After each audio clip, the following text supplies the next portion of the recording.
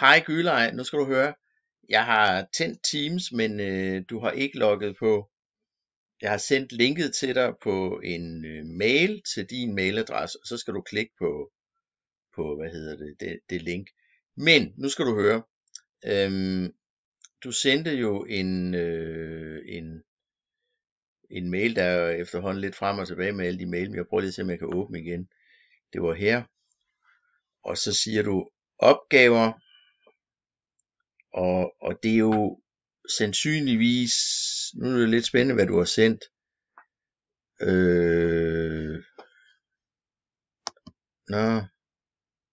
Jeg kan vide, om du er på et andet link inde på Teams end mig. Men jeg vil gerne have opgaverne som en fil.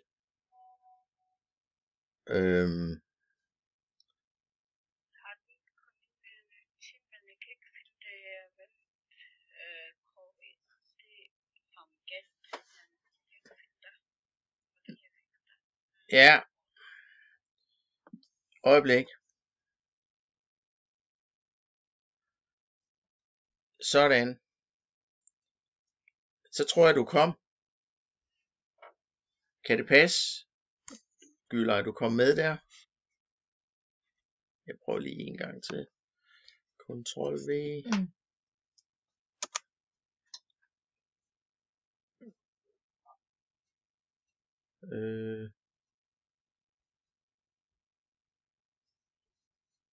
Kom du på? Jeg synes simpelthen, jeg så dig.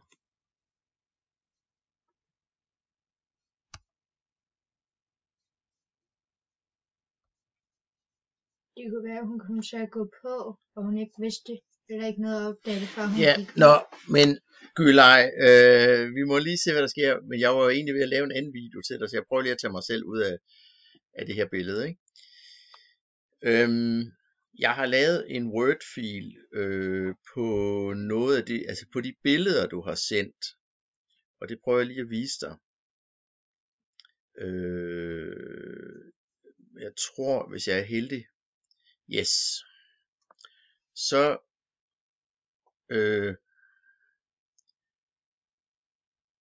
det her, det er jo fordi, det kommer fra fotos. Og det der så er sket, det ser sådan her ud, når jeg prøver at få min kunstige intelligens til at forstå de der fotos. Så kommer der lidt noget skidt ud af det, men så troede jeg egentlig, at jeg havde prøvet at få maskinen til at lave det om igen, og så ser det sådan her ud. Tror jeg nok, kommer den. Yes. Og så har jeg fået en anden maskine til at prøve at oversætte det til tyrkisk. Og det kan jeg jo ikke selv læse. Men det har jeg gjort her. Og den kan jeg sende til dig, og så kan du få den læst op, ikke? Men det som jeg jo kan fortælle dig, det er, at opgaven går jo så ud på, at du skal lave en borgerpræsentation. Og så skal du vælge et læringsredskab til at gøre det. Så står der, sådan gør du. Du skal vælge en borger, du kender. Og så skal du vælge, hos den borger, du kender, skal du vælge et behov, eller en problemstilling for borgeren, eller en risiko for den borger, du så kender. Og for at beskrive det, for at have noget at tænke med, så skal du vælge et af følgende læringsredskaber. Sygeplejeprocessen kunne du vælge. Du kan vælge Virginia Hendersons 14 grundlæggende behovsområder, og her står der noget om, hvorhen i bogen du kan finde det. Du kan vælge at tænke på din borger med Sundhedsstyrelsens 12 sygeplejefaglige problemområder. Du kan vælge at bruge noget, der hedder ICF-modellen. Og når du så har valgt det, så bruger du det læringsredskab, en af dem vi lige nævnte, som udgangspunkt for at beskrive borgerens behov, problemstilling eller risiko. Altså en af de tre ting, du er blevet bedt om.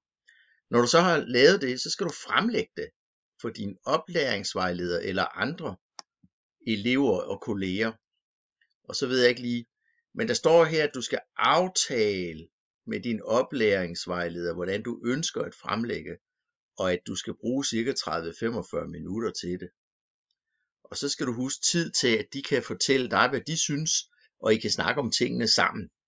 Men den her, den sender jeg til dig. Du skal lige huske udvælge de punkter, du synes er relevante for din borgerrepræsentation. Borgerpræsentation, ikke repræsentation. Men det korte og lange, det er, du skal først vælge en, du ligesom kender fra dit arbejde. Så skal du tage den person og sige, jamen der var et eller andet. Det kunne være, at det var nogle problemstillinger omkring at spise. Altså der var spisevægring, en der ikke havde lyst til at spise. Det er jo en problemstilling, og det er jo også en risiko. Men det er jo ikke en risiko hos borgeren, det er en risiko for borgeren. Ikke? Men det ved du meget mere om end mig. Men det kunne jo være noget med maden. Ikke? Det kunne jo også være sådan en risiko hos borgeren på den måde, at der var en risiko for, at borgeren faldt. Fordi at der var dørtrin i hjemmet.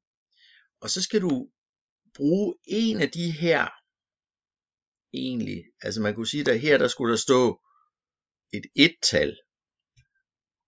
Og her skulle der stå et total.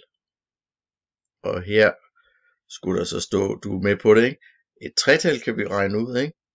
Og så her et firtal. Det er et billede af dig, kan jeg se. Du har sendt på telefonen, det er lidt spændende. Nu skal jeg lige have det der firtal på banen. Og det blev til et et-tal. Og så 4 punktum sådan, ikke? Og så, hvad hedder det her, dernede af. Og den sidste, det er den her ICF-model, så den får lige en 5'er, ikke? Sådan. Du skal vælge en af de 5 her, til at beskrive, etteren, den var ikke med, der er faktisk kun, du skal vælge en af de 4 her, til at beskrive din borger, ikke? Så du har ligesom noget, du skal tænke med, det er en af de 4, der skal du vælge en af dem først. Den vil du bruge til at beskrive din borgers problematik, eller borgerens behov, eller borgerens risiko, ikke? God fornøjelse med det, og jeg prøver at sende linket til videoen til dig, ikke? Hej.